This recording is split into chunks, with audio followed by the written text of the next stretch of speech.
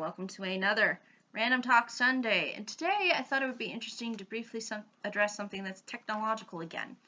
And it's actually kind of growing a bit of concern among people, actually. And that's the whole concept of artificial intelligence. Now, artificial intelligence within a nutshell is designed to be artificial and also intelligent.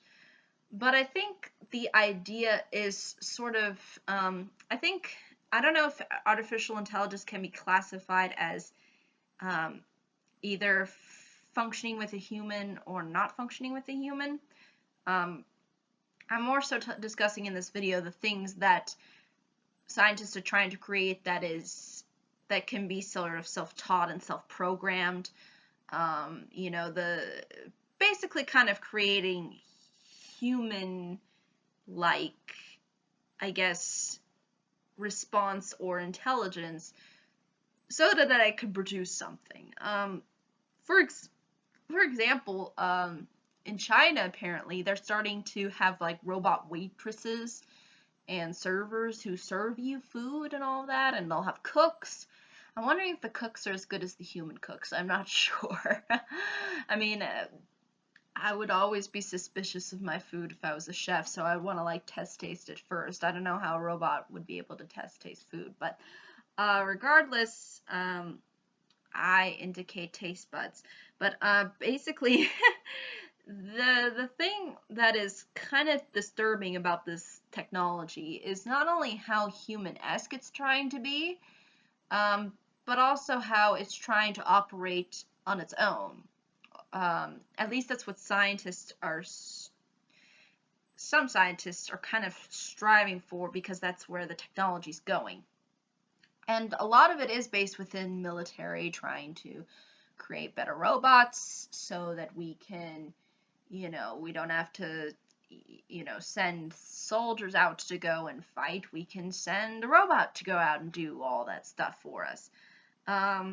But there are a lot of entrepreneurs, a lot of big shots that are against this whole idea, this whole concept of artificial intelligence that is not, that is sort of designed to kind of be self-destructive. In particular, I don't know if you've ever heard of Elon Musk, Steve Wozniak, physicist Stephen Hawking. All of these big name entrepreneurs as well as scientists are kind of coming out very skeptical of this kind of technology,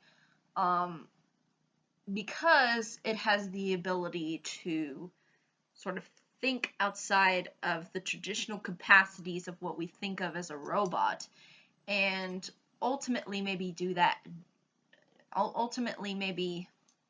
create something or try to, destroy something without any kind of proper guidance. It's just kind of programmed to do something and it'll just do it. Or it'll develop a mind of its own and create its own way of thinking. And almost become human. Like, I think this is really what it's trying to accomplish a lot of the time now. And I think this is very scary. This whole concept of now we can make a robot human. We can make it as human as possible. And I think this is very dangerous territory because it's really changing the whole identity of a human. It's saying a human is not important anymore, and I think a lot of that is really undermining the workforce. And that's not just, some people think, oh, it's these really low-paying jobs like, a waitress or the person who scrubs, the floors or whatever. That's just all robot work, It's not just that.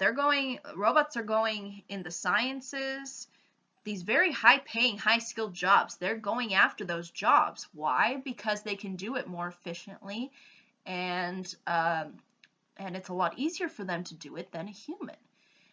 It's not having to do with how intelligent or how much of a special snowflake that human is. It just has to do with the fact that it can perform a function. And so I find it hilarious when all these people say, oh no, they're just replacing the low-paying jobs. It's like, no, they're not. Um, and I think this is a concern for people because, it's really just designed to replace labor and replace humanity. Instead of, and the thing is too is people say, oh, well, there's always going to be the human element there. Yeah, there obviously can be a human element there, but what happens when these robots can suddenly decide how to, or they can just fix themselves, or other robots fix them? Because how they're trying to get kind of cars to communicate with each other by doing the whole driverless car thing. Well, imagine in the future when robots can communicate with robots, and the robot says, I am injured, please assist me, and then the other robot will come and fix him up. So I think this whole idea of pushing these robots so far and pushing out humans is a very scary scenario. I mean, it's like Terminator. I don't know how else to describe it. It's like Terminator. It's like taking everything that humanity inhabited and sort of just blowing it up. And it's not to say that we'll have a military force, but I think that's really what the entrepreneurs in particular that are really concerned about. I think they actually wrote a petition wanting to ban it. And I think a lot of it has to do with the concept of killer robots. And there's actually I don't know if it's in Britain or somewhere, but there's actually a robot going around and telling people not to make killer robots. It's so cute because it's just like a little robot going around. Don't make killer robots. Please don't make robots that kill people. I mean, it just goes to show you, how sometimes it can be pushed sort of far.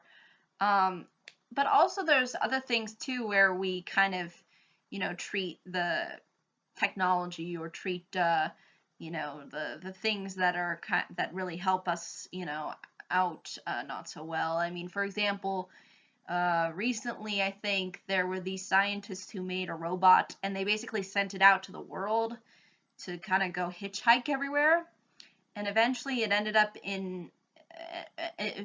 being destroyed and torn apart because somebody, just completely destroyed everything about every part sort of the robot and left it kind of in pieces.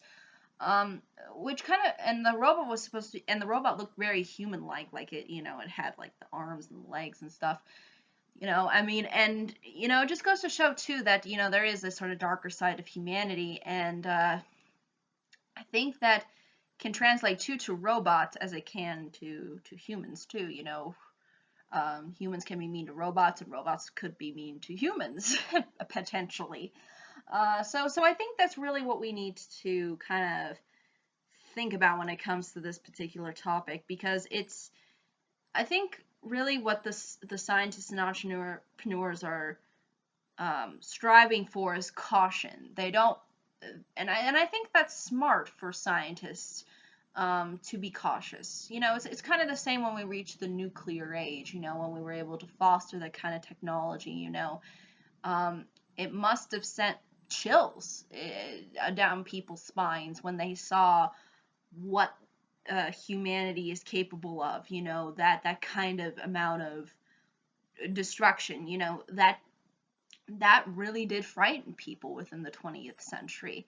And I think robots are probably the 21st century what the nuclear age was within the 20th century, because it is a new ball game as far as technology. I mean, it is getting to the point where it is completely advanced. I'll admit, robots are probably way smarter than I am, or could do probably a lot more than what I would be capable of doing, and I'm totally fine with them doing that if they are capable.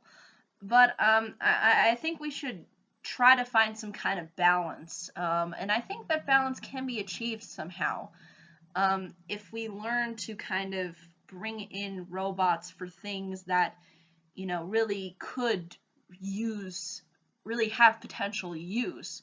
Like, for example, saving people. Like, for example, they had this DARPA contest where the robots had to go into like a danger zone.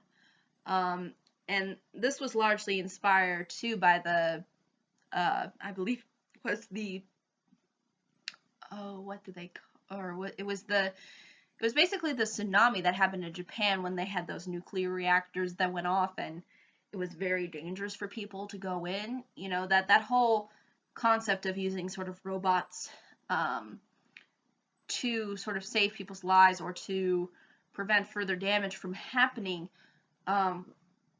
was partially due to that event within Japan. So I can really see robots eventually maybe being of such a use.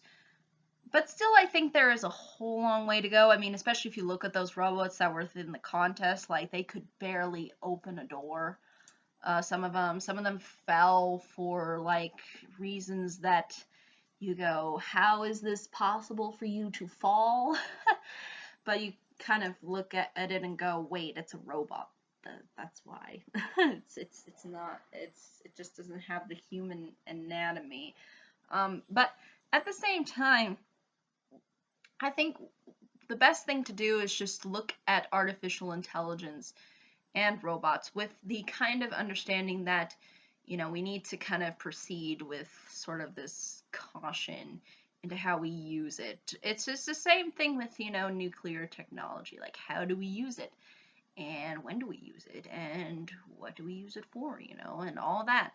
That's all really what it boils down to. But that's really, I think, what needs to be talked about. And I think some people like to just jump the bandwagon for the sake of jumping the bandwagon instead of just looking at it in a more cautionary sense. It's not to say that we can't have this technology, it's just to say that we should probably proceed with caution. And I think if really smart people are coming to the table and saying that this is a bad idea, it's probably a bad idea. I think it's just how we proceed with these concepts and ideas. That's really what it all boils down to.